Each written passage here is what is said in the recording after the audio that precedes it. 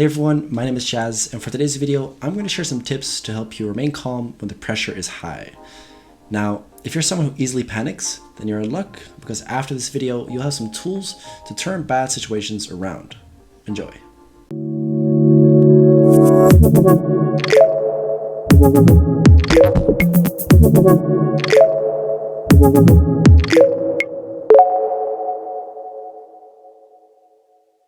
There are 4 steps to stay calm under pressure.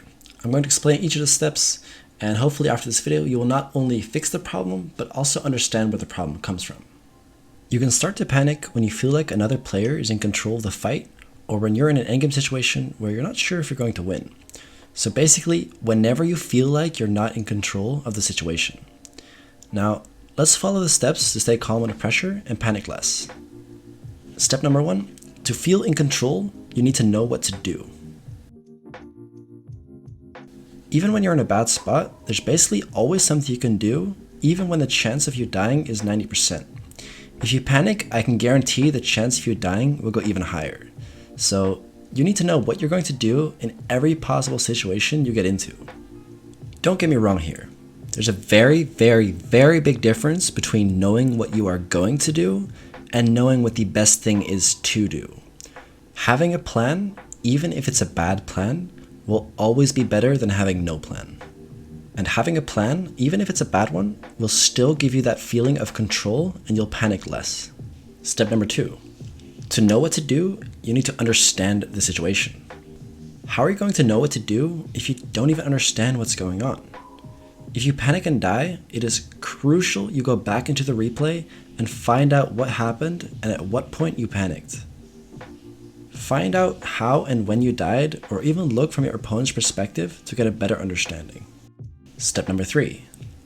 You need to have a general game plan ready in this situation so you don't have to think about it much in the moment, even if it's a bad game plan. Once you understand the situation where you panicked, you need to find out the right thing to do in those situations. The best way to do this is to either look at what other good players do in these situations, or to think to yourself, what could I do here that would work? Number 4, you need to execute the game plan in-game. Alright, now for the final step, once you know what to do in those moments where you panic, you need to execute the plans you've worked on and practiced. So for example, if you generally panic when you're fighting a better player, your plan could be to make a couple boxes and play more defensive than usual. The most important thing for these kinds of plans is that your mechanics need to be good enough to execute them. Now I'll give an example from personal experience. I'm not a pro player or anything, but I know fairly well how to stay calm under pressure. But I used to really struggle in endgames because I would panic and I wasn't sure what to do. And the reason for this is basically because everything else in the game would come fairly natural to me. Like I felt like I had good aim, I wasn't too panicked in any other situation except when I was in endgame. And especially in trios or anything, because I'd be agile, like people are expecting me to do well. And the main way that I fixed this was to learn what to do. At first, I wasn't really sure how to tarp, like where's the tarp, so I would kind of panic and do something randomly.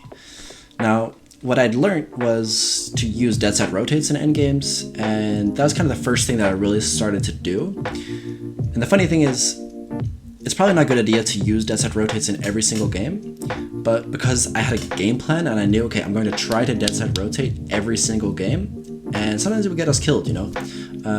But at the very least, you have a plan and you stick to it, and it makes sure you don't panic and your team is right behind you. And the fun thing is too, once you have that game plan and once you stick to it, eventually you can add more things. Like, okay, maybe that doesn't work in every situation, you know? Like, okay, maybe in this situation, I should have not gone for the dead set rotate and instead use a launch pad, or maybe stay back a little bit, or maybe try to go along the other way because there's less people there. But once you have one game plan and stick to it, you can start to add on to the things later. I'm not saying that you need to start with a perfect game plan. I'm just saying you need to start with a game plan and then build on top of that in future games. The second quick example I want to give is what to do if you're panicked in a situation where you know what to do, but you still panic.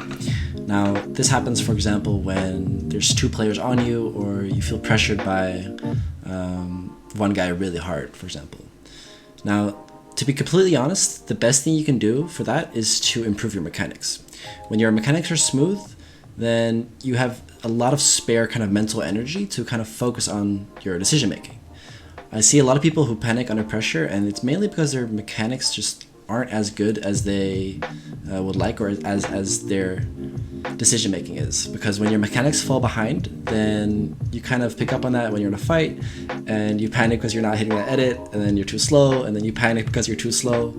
So improving your mechanics can also indirectly help with the mental ability to stay calm under pressure. Alright guys, that's gonna be it for today's video. If you enjoyed, let me know in the comments below. As well, if you have any questions, just shoot and I'll be sure to answer them. See you next week.